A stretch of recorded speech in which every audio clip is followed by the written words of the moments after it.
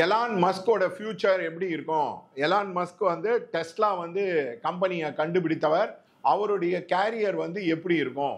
ஒரு காலத்துல வந்து வடிவேல் வந்து அவருடைய புகழோட உச்சியில இருக்கும்போது டிஎம்கே கூட பிரச்சாரம் செஞ்சு விஜயகாந்தை பத்தி அசிங்கமா பேசி அந்த இதுல வந்து எல்லாரும் சிரிச்சு கைத்தட்டி அதுக்கப்புறம் அந்த எலெக்ஷன்ல டிஎம்கே தோத்து எதிர்த்தாப்புல ஜெயலலிதா வந்து அவருடைய கேரியரே ஆஃப் ஆன ஒரு பர்டிகுலர் ப்ராப்ளம். அந்த மாதிரி தான் எலான் மஸ்கோட கேரியரும் ஆக போகுது.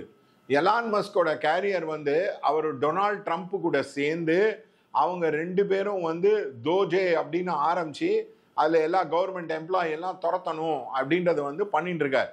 இது சனி பெயர்ச்சிக்கு பிகினிங்ல நடக்குது.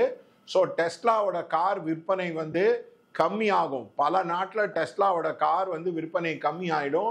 சைனாவோட பிஒய்டி காரோட கம்பெனி வந்து நிறையா விற்கும்.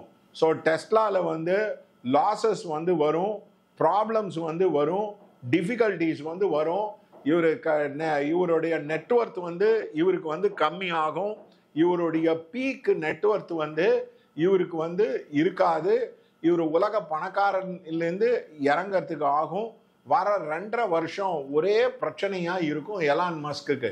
அதே மாதிரி அந்த டோஜே அப்படின்ற அந்த ஆர்கனைசேஷன்லேருந்தே அவர் வந்து ரிசைன் பண்ண வேண்டியது இருக்கும். அவருக்கு உள்நாட்டிலையும் வெளிநாட்டிலேருந்தும் பயங்கர எதிர்ப்பு அலைகள் வந்து வரும். அதனால அவருடைய ஷேர் பிரைஸ் வந்து விழும், டெஸ்லாவோட ஸ்டாக் வந்து விழும். அவருக்கு வர 2.5 வருஷம் வந்து மிகப்பெரிய சரிவை உட்கொள்வார்.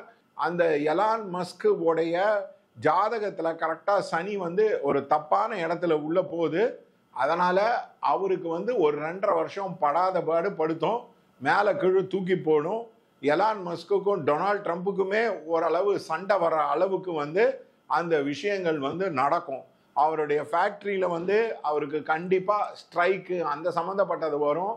கார் விற்பனை வந்து கம்மியாகும், ஷேரோட ப்ரைஸ் வந்து கீழே விழும். அவரால் முன்ன மாதிரி பர்ஃபார்ம் பண்ண மாதிரி அவரால் பண்ண முடியாது. அதனால எலான் மஸ்கின் வீழ்ச்சி சரிவு தான் இந்த 2.5 வருஷம்.